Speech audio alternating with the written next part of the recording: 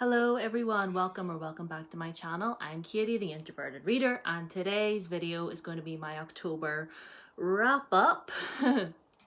Now, month of October, obviously I was away on holiday for about a week and I wasn't sure how much reading I was going to get done this month with everything that I had to do, but I somehow managed to read 7 books this month, which is insane. So I have my water bottle right here. I hope you have something with which to hydrate with. Hydrate. And let's talk about some books, shall we? Put that down there. Don't fall over. Okay. So it's actually a mixture this month, fellas, because I actually ended up DNFing 2 books, which I did not plan on doing, obviously, but I'm just setting this carefully because, like I said, my tripod is broken, so I'm literally like being so careful right now. I ended up DNFing 2 books. Lies Like Poison by Chelsea Pitcher and You'll Be the Death of Me by Karen N. McManus. Now, I brought this one with me when I was on my trip, but I wasn't able to get to it while I was away, so I started it when I got home. And I was really excited about this. I read This Lie Will Kill You by Chelsea Pitcher and thought it was really good, but this was such a letdown. Like, what is written on the back here tells me one thing, but then whenever I started reading it, it felt like a different story. And there was all these different pieces that I suppose for someone maybe a little bit smarter were supposed to come together in some way, but nothing was making any sense. And yeah, because it's about, so it's about these school friends who one of them has a really abusive stepmother and they basically plan to murder this woman. But then one of them chickens out and they decide not to do it. But then 3 years later, this woman shows up dead. And, and then it's meant to be this whole thing. But again, like, I started reading it and I was like, why am I reading about all of your backstories and all the fun games you used to play as children when there's literally a woman dead and one of yous could very well have killed her, but you're not telling me anything about her or what sort of abusive person she was. Like, nothing was making any sense. So I was just like, do you know what? I'm done. I'm DNFing. Just goodbye. We're done. And I DNF this because I got 67 pages into it and I didn't care about the story. I didn't care about the characters. In fact, frankly, all 3 of the main characters were getting on my last nerve. So I was just like, you know what? In the year of our Lord, 2022, life is just way too short for me to waste any time on a book that I don't care about. And I didn't care about this one, so I DNF'd it. So there we go. So those are the 2 DNFs. So I'll talk about this, King of Scars by Leigh Bardugo. I have mixed feelings about this book. So mixed, in fact, that I was genuinely trying to put together my thoughts on how I feel about it, but I couldn't. Okay, so so it's split into 2 halves. And for the first half, I was honestly really bored. But it kind of felt like it was getting like built up to something. So I was just like, you know what, give it a chance. Like, we'll finish the first half and we'll get into part 2 and we'll see what happens. So we got into part 2 and part 2 started off really good. And I was like, oh, okay. Because at the minute it was feeling like a 3-star. So I was just like, right, okay. Got into part 2, everything was fine. And then again, it just got boring again. And because it's meant to follow a certain character. And we got like barely anything from him in this book, in my opinion. All it seemed to care about was because it follows 3 different characters, which I don't know why. Like, I had thought it was just going to follow the one and maybe mention some other characters from the previous books. But no, like, I genuinely got to a point where I thought I was going to have to DNF this as well, because I was just like, I am so bored. I don't care. Why am I reading about these 2 other characters that I really couldn't give a shit about? Like, I was getting really, really annoyed and upset. And to be honest, the ending of this book saved it for me. The ending of this book saved it. And that is the one and only reason that I'm carrying on with Rule of Wolves over there. It's beside the lamp. It's over there, I swear. Literally, the ending is what saved it, and the ending is the only reason I'm carrying on to Rule of Wolves, because for the most part, I was bored, and I genuinely wanted a DNF, because I don't give a shit about Zoya. I don't give a shit. Like, I don't like her. I don't like her. Why is there more Zoya chapters in this book than there are Nikolai? Nikolai got pushed to the back burner, and I'm upset. So, yeah, in the end, on Goodreads it says 4 stars, but in my heart it's like a 3.5 or just a solid 3. So yeah, I read it, I finished it, and I am going to read Will of Wolves. Hopefully that's better, but if I'm being honest, this was a letdown. So if Kaz from Cats of Karma is watching, she's very upset with me right now, but it's how I feel. Anyway, so trusty dusty Kindle. I read 3 books on my Kindle. I read Skin of the Sea by Natasha Bowen. I read This Wicked Fate by Kaylin Barron.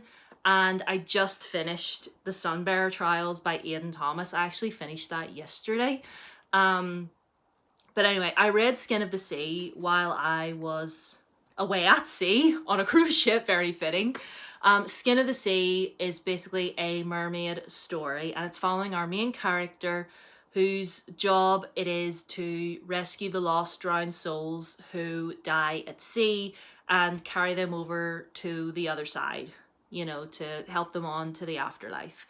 Because years ago, she made a deal with the gods to save her from death, basically, because slavery plays a huge part in this book. It is a very, very focal point of this story, so be wary of that before you're going in, because it's basically, the drowned souls are basically the slaves that jump from the ships because they would have rather drowned than been slaves for the rest of their days. So, and yeah, slavery plays a huge part in this story.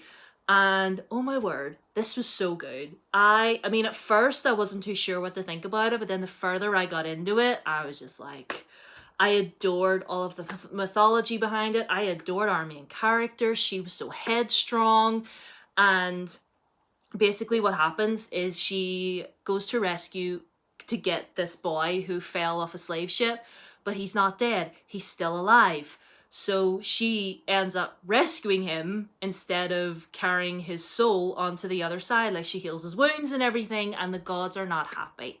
Because by her doing that, she's kind of thrown everything out of balance. So she basically has to, like, not sort of like fix her mistake, because then this other god starts to get ideas like, I'm going to overthrow the creator and all that. Like, it's a whole thing. And so well written, so good. I'm so excited to carry on to the sequel. Like, oh, the ending of Skin of the Sea, oh my lord.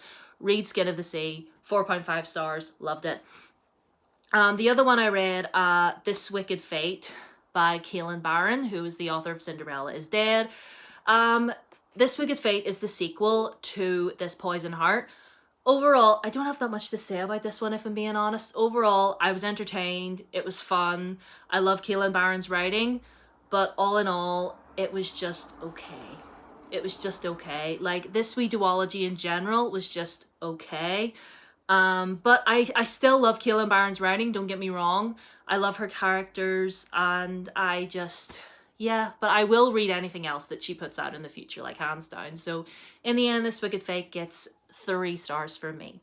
And the last book that I read on my Kindle, which I literally just finished yesterday, like, oh my word, was Sunbearer Trials by Aidan Thomas. This book, you guys. Okay, so we follow our main character, Teo, who is the son of the goddess of birds, and he's trans, and he, every year there's these Sunbearer Trials, and the society is like split up into like sort of like 3 factions: golds, jades, and obsidians, but the obsidians haven't been heard from in like years, because their creator sacrificed themselves in order for the obsidians to be defeated, because all the obsidians wanted to do was have humans be their slaves, and the other groups didn't want that, so they're overthrown. It was a whole thing. It's better explained in the book. Read the book. But like, Teo amazing, wonderful character, loved him. The queer rep in this book, phenomenal. Obviously Aidan Thomas is obviously queer and trans themselves, so they did that. And all the talks, like the open and honest conversations that Teo had with another character about being trans and being on testosterone and his whole journey of coming out and everything, was just so beautiful because he came out on his own terms. Came out on his own terms. Nobody forced him, unlike some people around here, you know? But anyway, that's a... you know who you are, you piece of scum. Anyway, let me carry on before I get all riled up. But all in all, Sunbear Trials, people's, like, it's mixture of Mexican mythology. No, if Percy Jackson was Mexican mythos inspired as opposed to Greek, and the Hunger Games. And it's beautiful. And it's queer! And it's so beautiful! Like, all the different, like, people's, like, all the different genders and everybody using everybody's pronouns appropriately. It was just beautiful. Read the Sunbear Trials. I'm gonna get myself a physical copy of it at some stage because I need to complete my Ian Thomas collection. Anyway, let me just hydrate one more time. Let me just hydrate again before I carry on. So the last 3 books I want to talk about quickly, just All Boys Aren't Blue, George M. Johnson. I read this while I was away on my trip, and beautifully written. It's such a beautifully written memoir. It's basically just their story about growing up Black and queer in America, you know, and their relationships with their family, their mom and their grandmother, their brothers, you know, them going to college and joining a fraternity and them finding themselves. And it's beautiful. Like, read this book. Read this. It's beautiful. I feel a bit iffy rating nonfiction, but overall, amazing. 4 stars. This one, Stranger Things, Darkness on the Edge of Town. This one, probably like a 4 star, maybe like a 3.5. Obviously, if you're a fan of Stranger Things, like I am, if you love Hopper, like I do, you'll enjoy this. But it's basically about him in his time in New York in the 70s working as a homicide detective, because it starts off with him and Eleven in their cabin. It's Christmas time, and Elle finds this old box with all of like his old police case files and stuff from when he worked in New York, and she's naturally very curious, and like several points when he's telling her the story, he's trying to like be all like, no, I shouldn't be telling you this, it's too much, it's too scary. And I'm like, do you know who you're talking to? Like, you're talking to a wee girl that literally looked a monster in the face and split it in half using her mind. Like, do you know who you're talking to, Harper? Or Hopper. Overall, I did enjoy this. It was fun. You know, it's just a fun little excerpt into the person that Hopper used to be, you know, prior to him coming back to Hawkins after everything he went through. It talks a lot about his trauma and, you know, being a soldier and everything, and talks about like what it really means for him being a cop and being out there. And, you know, he doesn't think of himself as a hero. He's just like, I'm just a guy that wants to do the right thing. And yeah, I really, really thoroughly enjoyed it. And yeah, if you're a fan of the show, then by all means pick this up. Is it the greatest thing I've ever read? No. But I had a really fun time, and I will be reading more of the Stranger Things books in the future. Last book I want to talk about, The Ravens by Cass Morgan and Danielle Page. I enjoyed this to some extent. It's basically, we're following 2 different characters, and it's set at a university around basically a sorority at this university, and this sorority is very, very exclusive. Like, you can only get in if you are invited. And one of our main characters, Scarlett, is in her final year at the university, I believe. She's a senior, and she wants to be president of this sorority. Like, she's worked really, really hard. Her mom was president before her, and her sister was as well, and she's got a lot of familial pressure on her because she's just like, I need to be the best, I need to do better, I need to do this and do that. I really liked her, very ambitious. And the other character is Vivi, who is like a new girl in town. Her and her mom have moved around a lot, and her mom doesn't want her to go to this university because she's sort of psychic, her mom. And her mom's like, I've seen it, I don't think you should go, it's too dangerous. But she doesn't believe her mom. She's just like, nah, I am going to this university. I'm spending the next 4 years at this school. I'm going to be a normal student for once in my life. So anyway, and you know, she goes there, and the sorority is actually a secret coven of witches. I know. And like, that side of this story I really loved. I love all of the witchy stuff. I love the bond that these girls had with each other. Like, they are sisters and they do look out for each other, and I love that. Like, we love girls supporting girls in this household.